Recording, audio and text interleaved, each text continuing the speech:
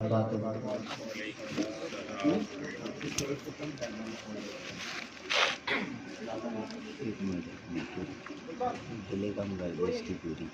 الحمدللہ رب العالمین والصلاة والسلام علی سید المرسلین وعلی آلہ واصحابہ اجمعین، اما بعد، اعوذ باللہ من الشیطان الرجیم، بسم اللہ الرحمن الرحیم۔ الاخلاء یومئذ بعضهم لبعض عدو الا المتقین۔ صدق اللہ مولانا علی العظیم، وبلغنا رسولہ النبی الکریم، ونحن على ذلك لمن الشاهدين والشاكرين والحمد لله رب العالمين۔ بلغ العلا بكماله، كشف الدجى بجماله، حسنت جميع خصاله، صلوا عليه وآله وسلموا تسليما۔ اللہ رب محمد صلی اللہ علیہ وسلم، عباد محمد صلی اللہ علیہ وسلم، صلاۃ و سلام علیک یا رسول اللہ صلی اللہ تعالیٰ علیہ وسلم۔ ایک مرتبہ رسول برکت کے لیے درود پاک پڑھے۔ اللہ رب محمد صلی اللہ علیہ وسلم ونحن عباد محمد صلی اللہ علیہ وسلم، صلاۃ و سلام علیک یا رسول اللہ صلی اللہ تعالیٰ علیہ وسلم۔ کرم سے کیا رہنما رہزنوں کو، کرم سے کیا رہنما رہزنوں کو، ادھر بھی ہو نگاہ کرم غوث اعظم۔ کرم سے کیا رہنما رہزنوں کو، ادھر بھی ہو نگاہ کرم غوث اعظم۔ کہ دم نزاؤ کہ دم آئے دم میں، کہ دم نزاؤ کہ دم آئے دم میں، کرو ہم پہ یاسین دم غوث اعظم، کرو ہم پہ یاسین دم غوث اعظم۔ ایک مرتبہ پھر رسول و برکت کے لیے درود شریف پڑھے۔ اللہ رب محمد صلی اللہ علیہ وسلم ونحن عباد محمد صلی اللہ علیہ وسلم، صلاۃ و سلام علیک یا رسول اللہ صلی اللہ تعالیٰ علیہ وسلم۔ تھوڑی دیر کے لیے حاضر آیا ہوں۔ ابھی اور بھی علماء کرام کا خطاب آپ لوگوں کو سماعت کرنا ہے، بالخصوص باہر سے آئے ہوئے جو مقررین ہیں اور حضرت صوفی صاحب قبلہ یہاں جلوگر ہیں، ان کا بھی نایاب خطاب آپ کو سماعت فرمانا ہے۔ دعا ہے اللہ تبارک و تعالیٰ سے کہ پروردگار اس مجلس کو غوث اعظم رضی اللہ تعالیٰ عنہ کی صدقے سے قبول فرمائے، ہمیں حق بولنے، آپ کو حق پہ عمل کرنے کی توفیق عطا فرمائے۔ حضرات محترم، میں نے جس آیت کریمہ کی تلاوت کا شرف حاصل کیا ہے، الاخلاء یومئذ بعضهم لبعض عدو الا المتقین، اللہ تبارک و تعالیٰ قرآن مجید میں ارشاد فرماتا ہے کہ قیامت کے دن کوئی کسی کا ساتھی، کوئی کسی کا دوست نہیں ہوگا، ہر باز کا دشمن ہوگا،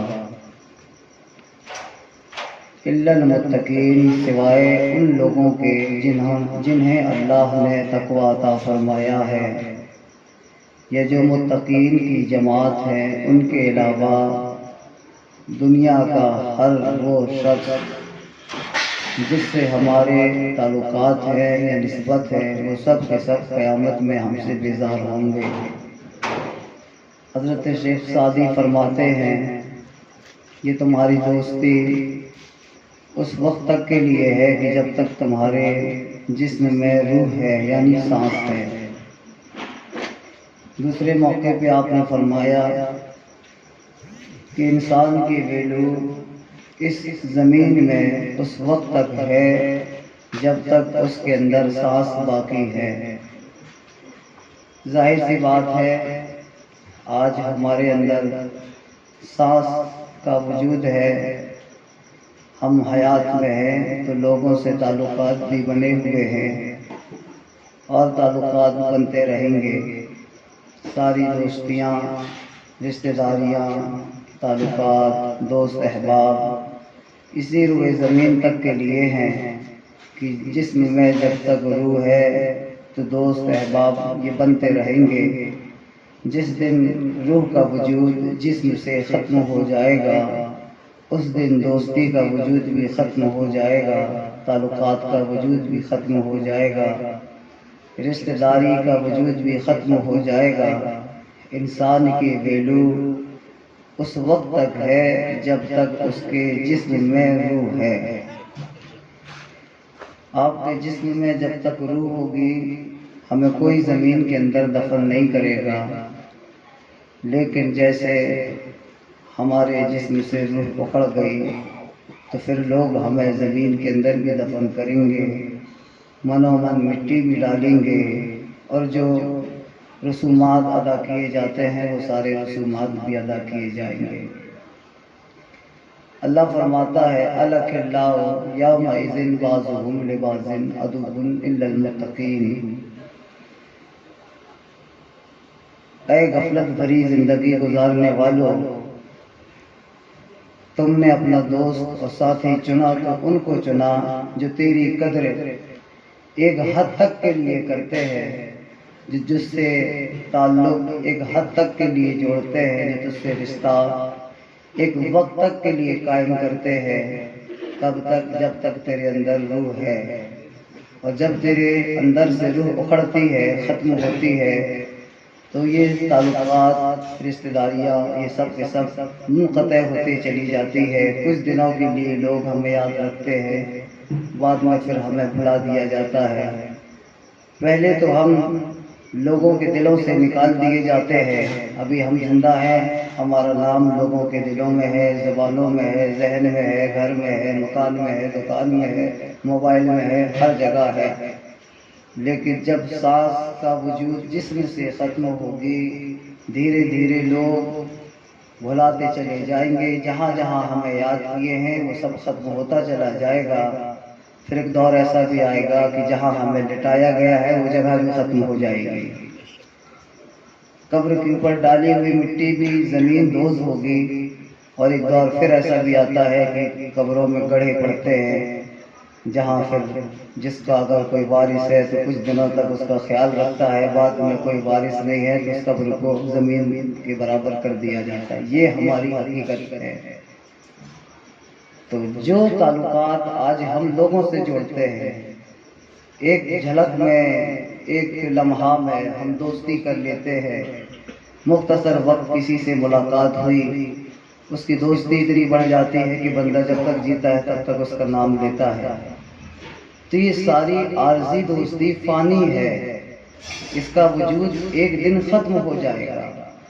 الا المتقین، سوائے ان لوگوں کے جنہیں اللہ نے تقویٰ عطا فرمایا ہے، جن لوگوں نے تقویٰ کا معیار حاصل کیا۔ کہا گیا واتبع سبیل من اناب الی، تم ان دنیا داروں کے پیچھے نہ جاؤ، تم ان لوگوں کے نقش قدم پر نہ چلو، تم ان لوگوں کے ساتھی نہ بنو، تم ان لوگوں کی محبت اپنے دلوں میں نہ رکھو جو تمہیں خدا تک نہ پہنچا سکے۔ تو کہا گیا کہ کس کس کے ساتھ رہے، کس کا دامن تھامے، کس سے نسبت جوڑے، کس سے تعلق رکھے، تو کہا واتبع سبیل من اناب الی، اس کی اتباع کرو جو تمہیں خدا تک پہنچا دے۔ اور خدا تک کون پہنچائے گا؟ جسے اللہ تقویٰ عطا فرمایا۔ یہ اولیاء کاملین کی جماعت ہے، یہ بزرگان دینوں کی جماعت ہے، یہ مرشد گرامیوں کی جماعت ہے، جو ہمیں اللہ تک پہنچائیں گے، یعنی ہمارا تعلق اللہ سے مضبوط جوڑ دیں گے۔ یہ دنیا فانی دنیا ہے، جس دنیا کا کوئی وجود نہیں ہے۔ بتایا نا، اللہ کے نبی علیہ السلام کی بارگاہ میں ایک صحابی رسول آتے ہیں، عرض کرتے ہیں یا رسول اللہ، ایسا وظیفہ بتا دیجئے کہ جس سے ہمارے دل سے دنیا نکل جائے۔ یوں تو صحابہ کے دل میں دنیا تھی ہی نہیں، لیکن انسان ہے، بتقاضۂ بشریت دل میں دنیا آ سکتی ہے۔ صحابی عمل پوچھ رہے ہیں، یا رسول اللہ کرم فرما دیجئے، کوئی ایسی بات بتا دیجئے جس سے دل میں دنیا کی محبت نکل جائے، اور اس دنیا کی حقیقت کیا ہے؟ تو اللہ کے نبی صلی اللہ تعالیٰ علیہ وسلم ارشاد فرماتے ہیں کہ اے صحابیو، یہ دنیا اللہ کے نزدیک کتنی بری ہے میں آپ کو بتاؤں۔ کہا وہ لوگ جو صرف اور صرف اس دنیا سے دل لگا لیتے ہیں۔ کہا سنیں، ایک جانور مر گیا، آپ نے بکری کا ذکر کیا، ایک بکری مر گئی اور اس کا مالک اس کو اپنے علاقے سے باہر ایسی جگہ پھینک دیا کہ جہاں سے اس کی بو اس محفل اور اس آبادی میں نہ آئے۔ ظاہر سی بات ہے کہ کوئی جانور ختم ہو جاتا ہے تو اسے آبادی سے باہر پھینک کے آیا جاتا ہے، چونکہ آبادی میں نہیں رکھ سکتے، چونکہ مرا ہے، اب وہ گلے گا، پھر سڑے گا، بدبو آئے گی، لوگ اس کی بدبو کو برداشت نہیں کر پائیں گے، تو کہا آبادی سے باہر اس جانور کو کر دیا جائے۔ اب وہ بکری اگر زندہ ہوتی تو بتاؤ بھلا کیا اس کا مالک اس کو آبادی سے باہر کر سکتا ہے؟ اگر وہ بکری آبادی کے باہر چلے جائے، لوگ ڈھونڈنا تلاش کر دیتے ہیں کہ ہمارا جانور تھا، بڑی محنت سے پالا ہے، وہ گم گیا۔ اب لوگ پریشان ہو جاتے ہیں، کچھ لوگ تو ایسے بھی ہوتے ہیں کہ اتنا دن لگ جاتا ہے کہ کھانا تک چھوڑ دیتے ہیں کہ گھر کا پلا ہوا جانور گم گیا، ہوتا ہے عموماً ایسا۔ اب اس کو ایک ایسا وقت آیا کہ اپنے آبادی سے ہی باہر کر دیا۔ اگر زندہ ہوتی تو کیا اس کو آبادی سے باہر نکالتا؟ نہیں نکالتا، کیونکہ جب تک اس کے اندر روح تھی اس جانور کی ویلو تھی، اس جانور کی گھر میں قدر کیا جاتا تھا، اس کو کھلایا جاتا تھا، پلایا جاتا تھا، بٹھایا جاتا تھا، جب بیٹھتی وہ نجاست کرتی اس کو صاف بھی کیا جاتا تھا۔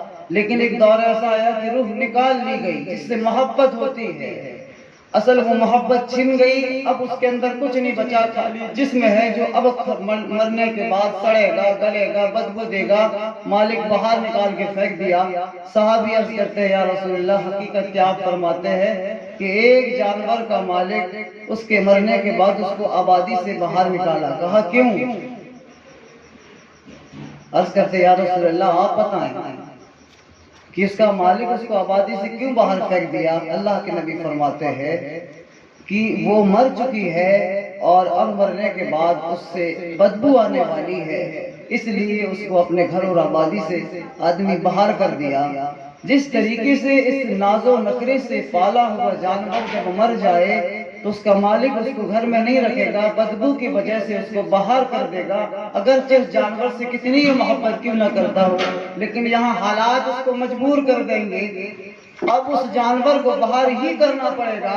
کہا بس یہی مثال اس دنیا کی ہے ان لوگوں کے لیے جو دنیا سے دل لگا بیٹھے ہیں، دنیا کو سب کچھ سمجھ رہے ہیں، ان کے لیے آخرت کچھ نہیں ہے، نہ آخرت کی فکر ہے، نہ آخرت کی یادیں ہیں، نہ آخرت سے محبت ہے، نہ آخرت کی سوچ ہے۔ جس کے دل سے آخرت کی فکر نکل گئی ہے، یہ دنیا ان کے لیے ویسی مری ہوئی بکری کی طرح ہے۔ اللہ رب العزت کو یہ دنیا ویسے ہی ناپسند ہے جیسے ایک مالک کی بکری مر جائے اور بدبو کی وجہ سے اس کو وہ مالک بکری کو پسند نہ کرے۔ یہ دنیا کی ایک حقیقت ہے۔ تو کہا کہ ان لوگوں سے تعلق قائم کریں، ان لوگوں سے محبت کریں جن لوگوں نے ہمیں اللہ اس کے رسول کا راستہ بتایا۔ حضرات محترم، یہ 11ویں شریف کا مہینہ ہے، ہم آپ سبھی جانتے ہیں سیدی سرکار غوث اعظم رضی اللہ تعالیٰ عنہ، آپ کو کون نہیں جانتا، آپ کی ذات یہ کوئی محتاج تعارف نہیں ہے، اور ہم جیسے خطا کار گنہگار آپ کا ذکر کر رہے ہیں، غوث اعظم کا نام لے رہے ہیں، ان سے محبت کرتے ہیں، ان کے یاد میں ہم مجلسیں منعقد کرتے ہیں، لنگر و صدقات کی محفلیں منعقد کرتے ہیں۔ یہ غوث اعظم کے آج ہم دیوانے ہیں، غوث اعظم کی دیوانگی آئی کہاں سے کہ غوث نے کرم فرما دیا، بندہ غوث اعظم کا غلام بن گیا، ورنہ یہ اوقات کیا تھی ہماری، ہم اس لائق نہیں تھے کہ غوث اعظم رضی اللہ تعالی عنہ کی سیرت ہم اپنی زبانوں سے بیان کریں۔ یہ تو کرم ہے غوث اعظم کا کہ ہمیں اپنا غلام بنائے ہوئے ہے اور غلامی کا ثبوت خود ہم سے لے رہے ہیں، ہمیں غلام بنا کے ہماری زبان سے اپنی سن رہے ہیں۔ حضرات، غوث اعظم رضی اللہ تعالی عنہ آپ نے پیروں کے پیر، ہم نے دنیا میں بے شمار پیر دیکھا ہے، سبھی دیکھے ہیں۔ ہم نے دیکھا ہے کہ ہمارا پیر انسان ہے اور اس انسان کا مرید بھی انسان ہے، لیکن کہیں ایسا آپ نے سنا کہ کوئی ایسا پیر ہو جس نے فرشتوں کو بھی مرید بنایا ہو؟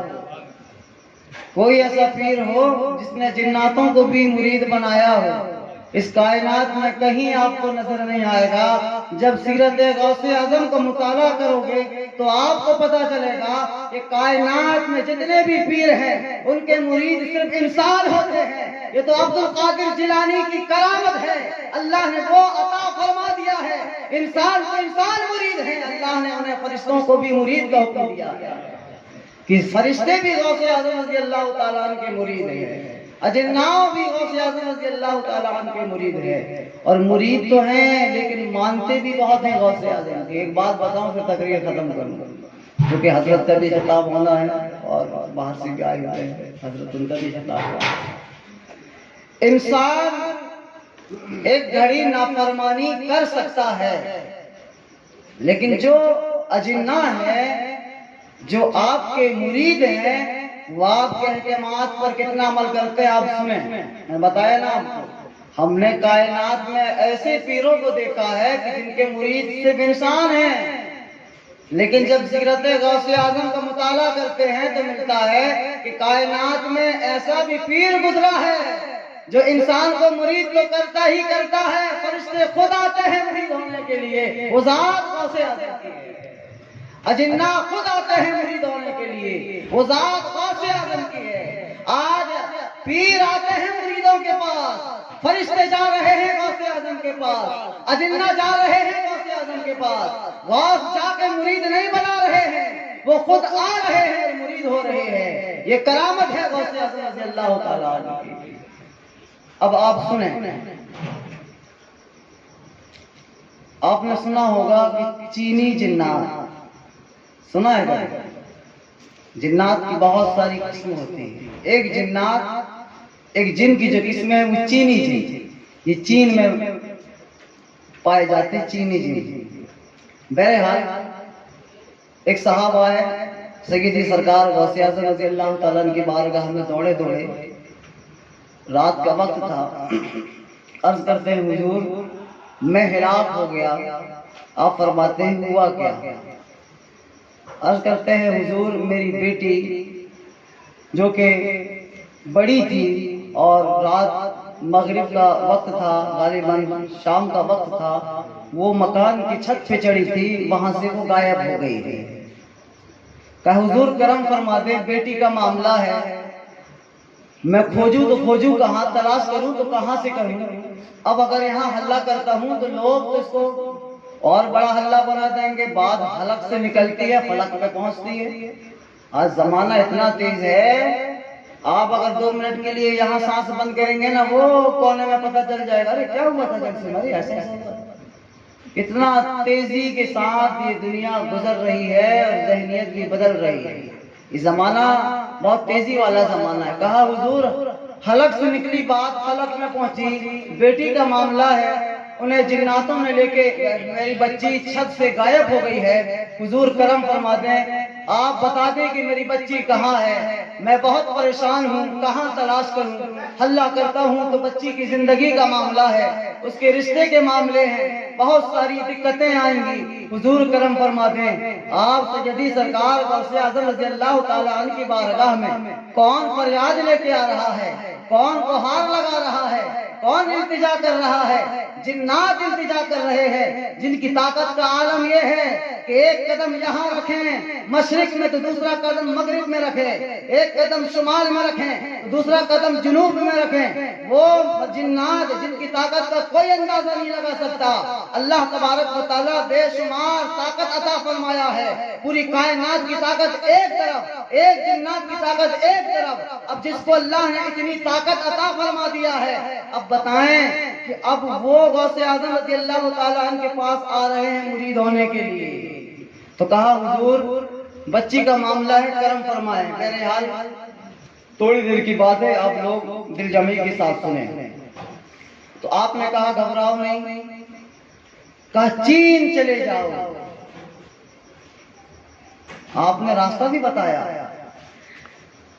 کہا چین چلے جاؤ اور وہاں جانا، کرن کے جنگل کے جب قریب پہنچو گے ایک پہاڑ ملے گا، دوسرا پہاڑ، تیسرا پہاڑ، چوتھا پہاڑ، پانچویں پہاڑ کے ٹیلی کے پاس آپ بیٹھ جانا ایک دائرہ کھینچ کے۔ سمجھ میں آئی بات؟ کیا کہا؟ کرن کے جنگل میں چلے جاؤ، ایک دائرہ کھینچنا اور دائرہ کھینچ کے بیٹھ جانا۔ اب مرید تھا وفادار، دوڑا دوڑا، چونکہ بیٹی کا معاملہ تھا چلا گیا۔ اب دائرہ کھینچا، بسم اللہ علی نیت یا شیخ عبد القادر جیلانی، یہ پڑھ کے دائرہ کھینچ دیا۔ اب بیٹھا وہاں اور کہا گھبرانا نہیں۔ کون کہہ رہا ہے؟ غوث اعظم فرما رہے ہیں کہ دائرہ کھینچ کے بیٹھ جانا، گھبرانا نہیں، جو بھی آئے گا پوچھے گا میرا حوالہ دے دینا۔ اب بندہ بیٹھ گیا، کچھ دیر کے بعد اب جناتوں کا گزر ہو رہا ہے، اب جنات آ رہے جا رہے ہیں۔ اب دیکھتے ہیں کتنا بیابان جنگل کے ٹلے میں ایک انسان بیٹھا ہے۔ اب کچھ دیر کے بعد جناتوں کا جو سردار تھا، جس کے ماتحت وہ چینی جن بھی تھا، اب اس کا سردار ماں لاہو لشکر وہاں سے گزرا تو کیا دیکھتا ہے؟ ایک شخص بیٹھا ہوا ہے۔ جب جناتوں کا سردار نے دیکھا، اس کے قریب آیا اور کہا یہاں کیوں بیٹھے ہو؟ تمہیں معلوم نہیں یہ جناتوں کی گزرگاہ ہے، تمہیں تکلیف ہو سکتی ہے، تمہیں نقصان پہنچ سکتا ہے، کیوں آئے ہو؟ وہ بندہ جواب دیتا ہے، کہا سنو، آیا نہیں ہوں، بھیجا گیا ہے، خود سے نہیں آیا ہوں، پہنچایا گیا ہے۔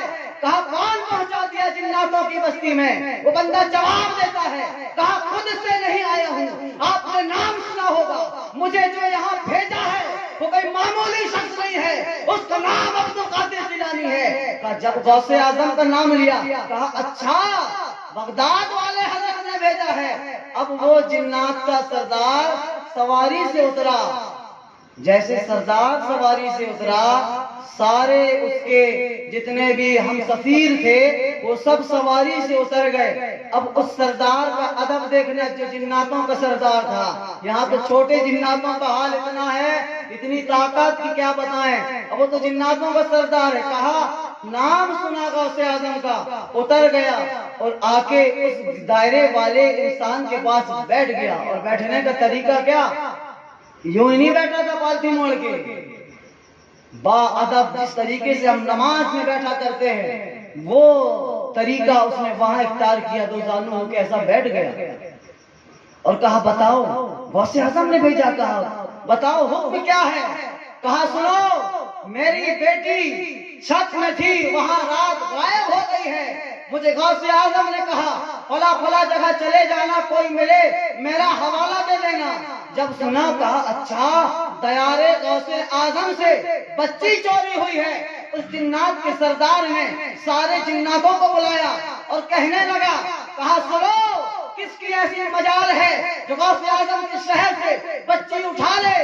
اب کہا پتا کرو۔ اور جناتوں کے سردار نے سارے لوگوں کو بھیجا، کسی کو یہ جنگل بھیجتا ہے، کسی کو وہ جنگل بھیجتا ہے، اب سب لوگوں کو بھیج دیا، کچھ جناتوں کو مقرر کیا، کہا چین کے جنگل میں جاؤ، وہاں تم تلاش کرو۔ جن جناتوں کا سردار نے چین کے جنگل میں بھیجا۔ اب جب چین کے جنگل میں وہ لوگ گئے تو کیا دیکھتے ہیں، ایک جنات جو انتہائی خوبصورت ہے ایک لڑکی کو لے کے وہاں کھڑا ہے۔ اللہ اکبر! جب ان لوگوں نے دیکھا تو اس چینی جنات کو بھی پکڑ لیے اور اس لڑکی کو بھی پکڑ لیا گیا اور وہاں سے پھر لایا کرن۔ جیسے لایا گیا اور سردار کے پاس پیش کیا گیا تو جو جناتوں کا سردار تھا معذرت طلب کیا اور اس کی بیٹی کو لیا اور اس کے حوالے کر دیا۔ اس کے حوالے جس کو آپ نے بھیجا تھا، کہا یہ آپ کی بیٹی، اور دونوں ہاتھ جوڑ کے معافی طلب کرتا ہے۔ کہا حضور مجھے معاف کر دینا، مجھے خبر نہیں تھی کہ یہ شرکس جن غوث اعظم کے دیار سے لڑکی اٹھا کے لے آئے گا۔ کہا اللہ اللہ، جن کے نام سے ہمیں زندگی ملی ہے، جن کے نام سے ہم کھاتے اور پیتے ہیں، انہی کے شہر سے یہ شرکس جن ایک لڑکی اٹھا لے آئے، ہمیں اس کی خبر نہیں تھی، ہمیں معاف کر دینا اور غوث اعظم سے بھی ہماری معافی طلب کر دینا۔ اس کے بعد اس نے اس چینی جنات کو کھڑا کیا اور کھڑا کرنے کے بعد اسے سزا دیتا ہے، ایسی دردناک سزا دیتا ہے کہ سارے جنات ٹہل جاتے ہیں۔ اب جنات عرض کرتے ہیں اے سردار اعلیٰ، آپ یوں بتائیں کیا غوث اعظم کا ادب آپ اتنا کرتے ہیں، غوث اعظم کا احترام آپ بھی کرتے ہیں؟ کہا سنو، غوث اعظم کا ادب میں کیا، مجھ سے جو بڑے ہیں وہ بھی کرتے ہیں۔ اللہ تبارک و تعالیٰ نے جس طریقے سے انسانوں کو غوث اعظم کا ادب کرنے کا حکم دیا ہے، ہم جناتوں کو بھی غوث اعظم کا ادب کرنے کا حکم دیا ہے، اور ہم جب تک اس دنیا میں رہیں گے غوث اعظم کا ادب کریں گے۔ اب معافی طلب کر رہا ہے اور کہا حضور، کہا غوث اعظم کی بارگاہ میں معافی طلب کر دینا، اور کہا سنو ایک خوشخبری دے رہا ہوں، آج کے بعد جس گھر میں غوث اعظم کے نام لیوا ہوں گے، جس گھر میں غوث اعظم کے غلام ہوں گے، اس گھر میں میری نسل کا جنات قیامت تک نہیں جائے گا۔ یہ شان غوث اعظم کی ہے، یہ مقام غوث اعظم کا ہے، جن کے جلسے میں بنی اسرائیل کے نبی حضرت خضر بھی تشریف لایا۔ نعرہ تکبیر، نعرہ رسالت، مسلک اعلیٰ حضرت علامہ مولانا عمر دراز صاحب قبلہ۔ تشریف رکھیں، تشریف رکھیں، تشریف رکھیں، تشریف رکھیں، تشریف رکھیں۔ شریف سنائے اللہ رب محمد صلی اللہ علیہ وسلم نحن بعد محمد صلی اللہ علیہ وسلم صلاۃ و سلام علیک یا رسول اللہ صلی اللہ علیہ وسلم۔ حضرت قبلہ کا دیدار کریں اور فیض سے سرفیاب ہو۔ میں عرض کر رہا تھا کہ اللہ نے غوث اعظم کو بہت مقبولیت عطا فرمایا ہے۔ سیدی سرکار غوث اعظم رضی اللہ تعالیٰ عنہ جب کلام فرمایا کرتے، خطاب کیا کرتے، بنی اسرائیل کے نبی حضرت خضر بھی تشریف لایا کرتے تھے۔ آخری بات کہ کچھ ولی غوث اعظم رضی اللہ تعالیٰ عنہ کے دور میں ایسے بھی تھے جو حالت اضطراب میں آیا کرتے تھے۔ حالت اضطراب یعنی مدہوشی، ہلکی سی مدہوشی ان پہ طاری ہوتی، تو کچھ ولی نے اپنے آپ کو حالت اضطراب میں غوث اعظم سے بھی افضل گمان کیا۔ کچھ ولیوں نے حالت اضطراب میں اپنے آپ کو غوث اعظم سے افضل سمجھا۔ اب اعلیٰ حضرت سمجھا رہے ہیں، بہرحال تو حالت اضطراب ہر ولیوں پہ آیا، جیسے کہ سیدی سرکار غریب نواز رضی اللہ تعالیٰ عنہ پہ بھی کبھی حالت اضطراب آتا، اور جب حالت اضطراب آتا اذان ہوتی، مؤذن کہتا حی علی الصلاۃ، کان میں سیدی سرکار غریب نواز کے تو کہتے اچھا شریعت محمدی میں نماز کے علاوہ کوئی چارہ نہیں ہے۔ کون کہتا؟ سیدی سرکار غریب نواز فرماتے اچھا شریعت محمدی میں نماز کے علاوہ کوئی چارہ نہیں ہے۔ بہرحال تو کچھ لوگ، کچھ ولی حالت اضطراب میں سیدی سرکار غوث اعظم سے بھی اپنے آپ کو افضل سمجھا۔ اب سیدی سرکار اعلیٰ حضرت فرما رہے ہیں کیا شکر کے جوش میں جو ہے وہ کیا جانے تجھے، اے غوث اعظم شکر کے جوش میں جو ہے وہ کیا جانے تجھے، خضر کے ہوش سے پوچھے کوئی رتبہ تیرا، خضر کے ہوش سے پوچھے کوئی رتبہ تیرا۔ جب آپ کلام فرماتے حضرت خضر آیا کرتے تھے، غوث اعظم فرماتے اے خضر اتر جاؤ، اس مجلس میں بیٹھو، میری زبان سے پیارے مصطفیٰ کا ذکر سن کے جاؤ۔ حضرت خضر تشریف لایا کرتے تھے، وہ دربار غوث اعظم کا دربار ہے، وہ ذات غوث اعظم کی ہے جن کے مجلس میں اگر کوئی قسم کھا لے اللہ تبارک و تعالیٰ وہ قبول فرما دیتا ہے۔ آخری واقعہ بتاؤں تو میں اپنی جگہ چھوڑ دیتا ہوں۔ حضرات محترم، یہی سیدی سرکار غوث اعظم رضی اللہ تعالیٰ عنہ ہے، آپ خطاب فرما رہے تھے، اچانک خطاب کے دوران آپ فرماتے ہیں اے میرے مریدو مانگو کیا مانگتے ہو، جو مانگو گے آج تمہیں ملے گا۔ اب جتنے مریدین تھے سب مانگنے لگے، جتنے ہاتھ تھے سارے ہاتھ اٹھ گئے، جتنے منہ تھے سارے منہ کھلے ہیں۔ کوئی کہہ رہا ہے اللہ ہمیں غوث اعظم کے صدقے سے بیٹا عطا فرما دے، اللہ ہمیں غوث اعظم کے صدقے سے بیٹی عطا فرما دے، اللہ ہمیں غوث اعظم کے صدقے سے کاروبار بڑا کر دے، اللہ ہمارا غوث اعظم کے صدقے سے فلا کام کرا دے۔ اب جتنے منہ تھے اتنے قسم کی دعائیں تھیں، غوث اعظم بار بار فرما رہے ہیں اے اہل مجلس مانگو کیا مانگتے ہو، اے اہل محفل مانگو کیا مانگتے ہو، جو مانگو گے آج تمہیں رب عطا فرما دے گا۔ سارے لوگوں نے جب سنا کہ غوث اعظم تو یہ کہہ رہے ہیں آج اچھا وقت ہے، آج کا اچھا وقت ہے، موقع نہ نکلنے پائے، سب لوگ ہاتھ اٹھا کے دعا کر رہے ہیں اللہ اکبر۔ اسی مجلس میں ایک ضعیف حضرت نصر بن حیدی رضی اللہ تعالی عنہ کہ اللہ کے ولی یہ بھی ایک بزرگ موجود تھے، انہوں نے بھی دعا کیا اے اللہ میں نے دنیا کی تمنا نہیں رکھنا ہے، دنیا کی چاہت نہیں رکھنا ہے، دنیا کی محبت نہیں رکھنا ہے، اگر غوث نے کہا ہے مانگ لو جو مانگنا ہے سب عطا ہوگا تو ضرور عطا ہوگا۔ اے اللہ مجھے دنیا کی دولت نہیں چاہیے، اسی غوث اعظم کی مجلس میں مجھے مصطفیٰ جان رحمت کا دیدار کرا دے۔ اللہ اکبر۔ اب سیدی سرکار غوث اعظم واعظ و نصیحت فرما رہے تھے، اچانک واعظ و نصیحت کے دوران آپ مجمع سے کھڑے ہو گئے اور جانے لگے اس مجمع کے پاس۔ جیسے جیسے آپ آگے بڑھتے لوگ راستہ چھوڑ دیتے، آپ کیا دیکھتے ہیں اختتام آخر میں حضرت سیدی سرکار غوث اعظم ایک سونے والے ضعیف کے پاس ہاتھ باندھے کھڑے ہیں۔ کچھ دیر بعد آپ کچھ دیر تک کھڑے رہے، بعد آپ پھر کرسی خطابت پہ آئے، پھر اپنا کلام جاری فرمایا۔ جب اختتام ہوا کچھ لوگوں نے پوچھا حضور بات کیا ہے، ایک سونے والے کے پاس آپ تقریر موقوف کر کے آپ کھڑے رہے، ہاتھ باندھے کھڑے رہے، حضور ماجرا کیا ہے، بات کیا ہے، وجہ بتا دیجئے کہ آخر اس شخص کی مقبولیت کیا ہے۔ وہ تو سو رہا تھا، وہ تو ضعیف تھا، لیکن آپ کرسی خطابت چھوڑ کے اس سونے والے کے پاس کیوں کھڑے ہو گئے؟ اللہ اکبر۔ سیدی سرکار غوث اعظم رضی اللہ تعالی عنہ جواب ارشاد فرماتے ہیں، کہا سنو سنو، جس وقت میں نے کہا تھا اے اہل محفل مانگو جو مانگنا ہے مانگ لو، اس سے پہلے مجھے اللہ کا حکم ہوا تھا اے عبد القادر جیلانی آج تیری مجلس میں جتنے لوگ بیٹھے ہوئے ہیں ان کے دل میں یہ بات ڈال دے، انہیں بتا دے آج تیرے وسیلے سے وہ دعا کر لیں، آج جو وہ مانگیں گے انہیں سب ملے گا، سب عطا ہوگا۔ تو جب میں نے کہا تھا اے محفل والو مانگ لو جو مانگنا ہے، سب لوگوں نے جو مانگنا تھا مانگا، انہیں وہ مل گیا۔ لیکن اسی مجلس میں یہ سونے والے بزرگ دنیا نہیں مانگے تھے بلکہ یہ دعا کیے تھے